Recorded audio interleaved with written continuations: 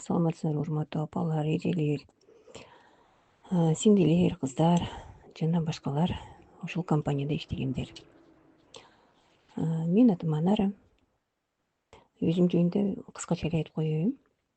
Бул компанияга декабрда биринчи жолу уккандан кийин декабрда келгем Бигматтын артынан. Бигмат менен таанышып, ошондо эң биринчи жолу декабрда 100 токен МСН сатып алгам. Андан кийин январда бир келем, февралда бир келем. Март айында толугу менен кирдим компанияга промоушн менен. Активдүү иштеп баштаганда мен июньдан баштадым да, июньдан ноябрга чейин иштедим.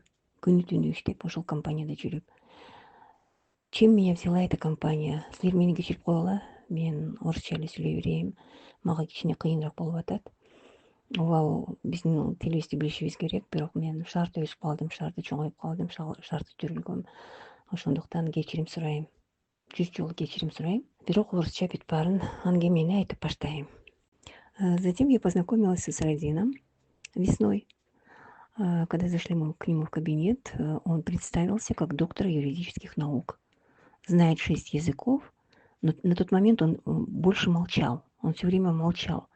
Я была удивлена. Такой молодой парень, доктор юридических наук. Как так? Возможно. Но вообще, конечно, внутри у меня было восхищение вначале. Вот. Но когда мы начали уже, когда вовлеклись в работу, уже в июне начали работать, в июле начали работать и так далее.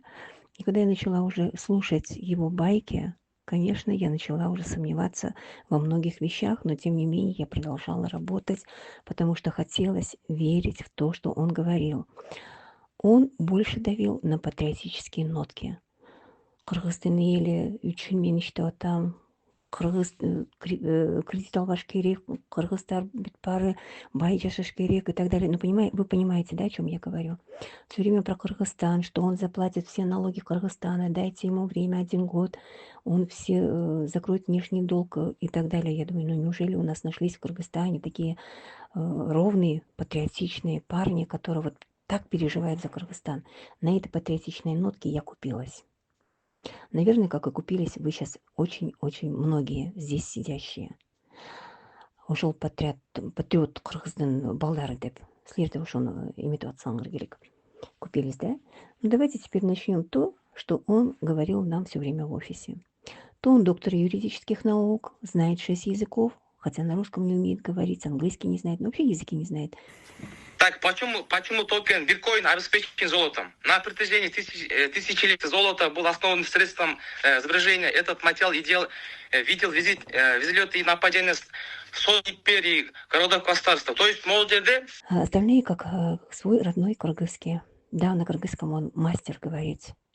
Санжираны кыйын билет, историю он много читает, я не говорю. Он умеет, он оратор хороший. Дальше что он говорил на собрании? Криптовалютанын атасы. 15 жылдан бери ушул криптовалюта менен иштеп атат. Менин 15 жылдык тажрыйбам бар. Значит, я профессор, криптовалюта боюнча я профессор. Хотя в диалоге с Чолдубеком я убедилась в обратном, что он даже не понимает, что такое смарт-чейн, он не знает систему DeFi. Биз укмуш болобуз дейт, а бирок смарт контракт экенин Исрайдын өзү билбейт экен го. Блокчейн андай болушу мүмкүн эмес деп. Блокчейн кантип андай болушу мүмкүн эмес. Смарт контракттан боло берет да. Исрайдын мырза, сиз кандай элесиз мынакей? Бияктын жоонуна кала эми. Сизге коюлган дооматтарды. смарт контракт боюнча эми сизге так маалыматты мен берейин сизге. Бираз анча-мунча түшүнүү жок экен ал боюнча. Эми сизге мен берейин, эми сиз угуп туруңуз мени жакшылап. Смарт контракт деген эмнени түшүндүрөт? Мисалы азыр 12 миллион количество токен чыкканда, Кайрат байке угулат атабы? Угулат ата. 12 миллион эмскоин количество, 12 миллион количество чыккан. Ошол количество чыккандан кийин өзүбүздүн блокчейнибизди чыкканда, ошол Binance, ошол биздин блокчейн чыкат да, өзүбүздүн блокчейнибизди. Ошону 12 миллион эмскоин чыккан, биздин VMB блокчейнине чыккан эмскоин деле, VMB менен чыккан эмскоиндун өзүнүн блокчейнине обмен кылат. Ошону смарт контракт дейт. Ал 12 миллион добавка кошот турган эмес. Болгондо анын ордун алмаштырып коет. Болгон ошол. Затем он на собрании говорил, В Китае он учился 3 года на международного политолога. Он такой политолог, что в мире таких нету. Не зная языка, как он мог учиться в Китае. Я вот этому поражаюсь. Затем он говорил, что он преподает в МГУ, преподает в Турции. Интересно, на каком языке он преподает в МГУ? Если на русском он свободно не владеет. Что у него есть 2 завода в Турции. Один по выпуску памперсов, где работает 24 тысячи человек. Второй хлебопекарный завод, где работает 12 тысяч человек. Когда я услышала эти цифры, я вообще поразилась. Я думаю, это что за такие заводы? И как-то в голове не укладывалось. Ну, ладно, я закрыла на это глаза и продолжала работать. Но давайте для сравнения сравним, да? 24 тысячи человек. Это, наверное, как население Токмака, если я не ошибаюсь, да? Сравним число сотрудников Илона Маска. На 23 год на Илона Маска работало более 13 тысяч человек. Это генеральный директор Теслы, да, вы знаете. А у Исрадина на памперсном заводе работало 24 тысячи человек. По-моему, у него с математикой что-то не так. Затем по выпуску памперсов давайте опять сравним. Белорусский завод по подгузникам Белэмса, да, с японским брендом, работает всего 450 человек. Этот белорусский завод поставляет памперсы по всему СНГ. А у него на заводе памперсов работает 24 тысячи человек. Хлебопекарный завод. На хлебопекарном заводе у Исрадина работает 12 тысяч человек. В то время как Черкизовский завод, бывший хлебокомбинат, да, или Московский, да, возьмем завод, где в численность населения самый большой хлебозавод, работает от 2 до 3 тысяч человек. По-моему, с математикой у Исрадина не все в порядке. Давайте начнем теперь с самых первых промоушенов. В марте месяце 2024 года начался первый промоушен, где стали заходить люди на бинансовскую зарплату, будем так говорить, потому что он сказал, что зарплата будет оплачиваться с Binance. Когда мы начали спрашивать, откуда такие деньги, он сказал, что с Binance будет оплачиваться заработная плата. Но интересно, с Binance, кто там будет с Binance, в общем-то, платить? Было очень-очень интересно. Тем не менее, люди стали заходить на зарплату в 13 тысяч и 2 тысячи долларов, покупая токены по офисной цене по 150 сом, в то время как на бирже этот токен стоил от 35 до 50 сом. Но я поверила, я не стала углубляться, потому что тоже на тот момент информации было очень-очень мало, но тем не менее я пыталась, искала, конечно. Затем он, значит, что он начал говорить, что у MCN есть 11 проектов. Та игра Гучмын, которую я говорила уже в начале, да, из-за чего я сюда купилась и пришла тоже. Игра Гучмын, Marketplace и так далее, и тому подобное, да, система EventPay, где будет оплачиваться все это через терминал. Торговые точки будут открыты, карточки платежные будут открыты и так далее. Что мы на сегодня имеем? Ничего. В Баткине он говорил, что в Баткине он купил землю под насаждение урюка, будет выпускать экопродукты в капсулах, малину, переработка, да, сублимированная малина, это в порошке, да, порошок переработанный. Дата-центр он будет строить в городе Караколь. У него есть участок в 2 гектара 30 соток. Он уже договорился с Турцией, которые построят его за 3 месяца. К Новому году это будет готово. Это он говорил в июне месяце. Блокчейн 6-го поколения, самого последнего поколения. Транзакции, где будет 1 миллион в минуту идти. Исполнители Австрия, потом Лондон был. Ну, весь мир удивляется, да, қандай қиын үш бала, қандай бақшы іштейді бұл үш баланыкі и так далее, да, что будет открыта страховая компания на имущество, годовая оплата 10 тысяч сом всего лишь будет, да, и если эти деньги не понадобились на страховку, то будет возврат идти опять лидерам. Потом начали создаваться группы Bybit. Их было создано 6 групп. 6 групп, и как бы VIP, как они себя стали называть, первые лидеры, да, это Bybit 1, потом оно вот так вот по лестнике выросло. А на промоушенах также он говорил, что Bybit заплатил ему $2 миллиона, хочешь не хочешь, выполните вы свой промоушен или не выполните, он каждому из нас выплатит по 1 миллиону сом. Ну, сказка, да, согласитесь, сказка, всей этой сказке нам хотелось верить.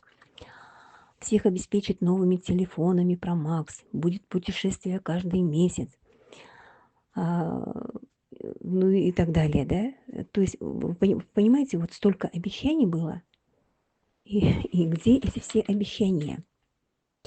Что ему, значит, звонил сам Илон Маск, что он привязал МСН к Тесле.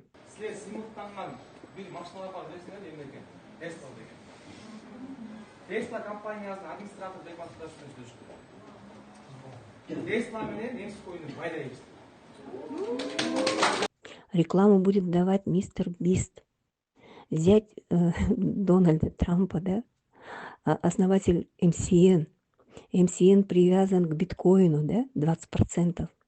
Привязан будет к золоту, которое мы сейчас до сих пор еще не видим. На Байбит готовы все документы. Бигмат уехал, когда он уезжал, летом, по-моему, уехал в Дубай заключать договор. Да, это было в июле месяце, да? Вот, и вот Байбит вот ждет, все документы готовы, печать готова, все это вот, я не знаю, что они представляли нам, да, читать вблизи мне не удалось, но как бы издалека они показали эту бумажку с какой-то печатью, в офисе мы сидели, и что он как бы сдерживает вход, чтобы побольше взяли кыргызстанцы эту монету. Вот. Потом любые промоушены, которые он объявлял, всегда объявлял Бигмат Натнан, МСН токен акция, Расколду Натнан, МСН токен акция, Менин үй бүлөмдөн и так далее, да? Вы понимаете, что вот все вот они втроем, ну, наверное, все это понимают и знают прекрасно, что никаких заводов у него нет.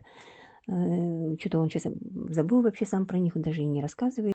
Таласта октябрь айында Кудайдын тамагын берип баштады. 1200 кишини чакырган. Ошондо Бигмат выступил, значит, следующее он сказал, что игра Гучмён выйдет вместе с системой блокчейна. Одновременно будет запуск. Через 2 дня Исрадин приезжает на Иссыкуль в Каракол, и ему задали вопрос, когда же будет игра Гучмён. Он сказал, игры Гучмён не будет, ее нету.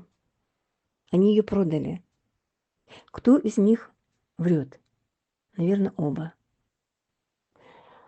Потому что Бигмат говорит, что войдет эта игра Гучмён, хотя она сейчас уже не делается абсолютно, это достоверно известно, что игры Гучмёна нет, и она не делается. Что он еще обещал? Холдерге 2800 сомдон төлөп берем, да? Холдер жасагыла. Холдеров, значит, на октябрь месяц, ну, примерно, да, я вот так вот грубо подсчет взяла, хотя не было, но закроем, ладно, на это глаза. В октябре было 300 тысяч человек, и он говорит, сделайте холдеров, 1 200 000 срочно сделайте холдеров, до 10 ноября будет выплата по 2 800 за каждого холдера. 10 ноября сделали холдеров 1 200 000. Выплатил он вам? Нет. На 9 тысяч сумм, которые заходили люди, он обещал по 100 тысяч выплатить. Выплатил? Нет. На 81 тысяч заходили люди, брали лотерейные билеты. 405 токенов, да? Обещал по $3000 премию. Выплатил? Нет. Значит, что он пообещал лидерам? Те, которые будут закрывать на 1 миллион сом, 5000 токенов, он выплатит $125 000. То бишь, это будет 75 тысяч квартира стоить, и 50 тысяч он за машину отдаст. Он выплатил? Нет. Что еще какие еще, значит, обещания, да? Квартиры. Очень многие работающие в компании думают, что все лидеры получили квартиру. На сегодняшний день ни один лидер квартиру не получил. Пожалуйста, не думайте, что лидеры все получили квартиру. Нет, ни один человек квартиру не получил. На словах он всем раздал. Понимаете, он за рубежом купил в Анталии квартиры, да, которых нету. Он здесь всем квартиры раздал, но их нету. Он никому еще квартиры не подарил. Может, уже и подарил на сегодняшний день, потому что я там уже не работаю 2 месяца. Можете меня опровергнуть. Громкогласно можете сказать, кто из вас получил квартиру. Я только порадуюсь за вас, если вы действительно получили квартиру.